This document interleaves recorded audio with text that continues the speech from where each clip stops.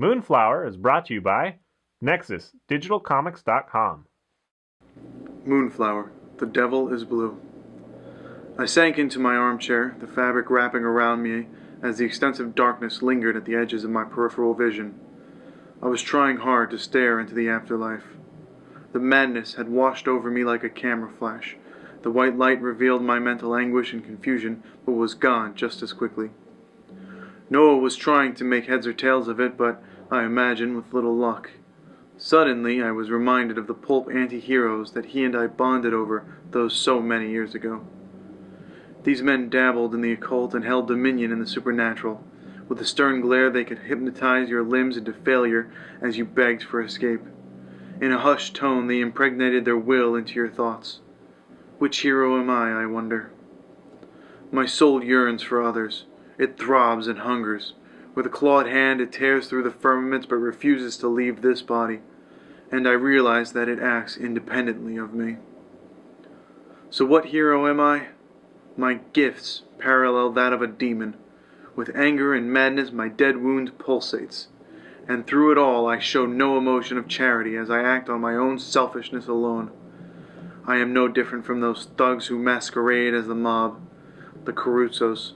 With their red money bleeding in the palms of the authorities, they bask in their sheltered perception. But I have decided to give back to my fellow man, and what I offer hungers for retribution. Mind set on becoming a vigilante, I mimic those old stories.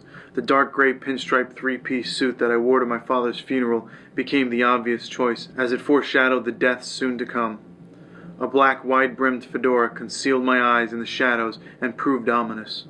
Finally, to solidify the cloaked stranger aesthetic and to give myself an identity, I found a blue masquerade mempo. The mempo covered the bottom half of my face and protruded, as traditional samurai mempo do, like a demon's vengeful grimace. Coupled with a pale blue tie, I felt like the avenging spirit. Even the name had come into place. The reason I bought the blue mask, specifically, was in something that my mother used to say.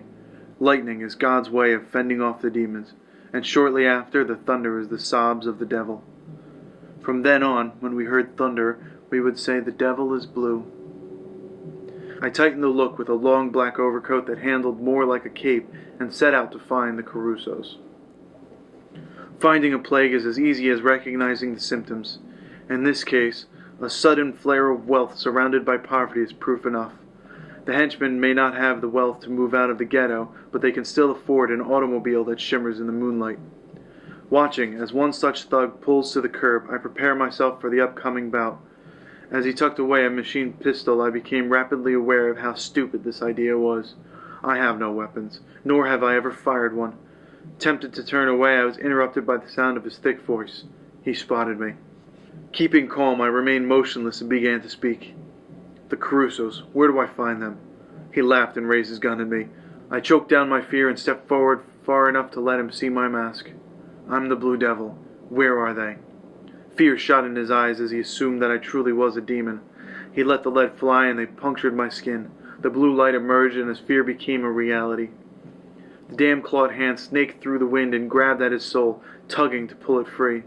In fear of stealing a man's soul, I rushed forward and planted a fist into his face. My hand surged in pain as I rushed beyond, prying the light loose. Two more goons confronted me with weapons.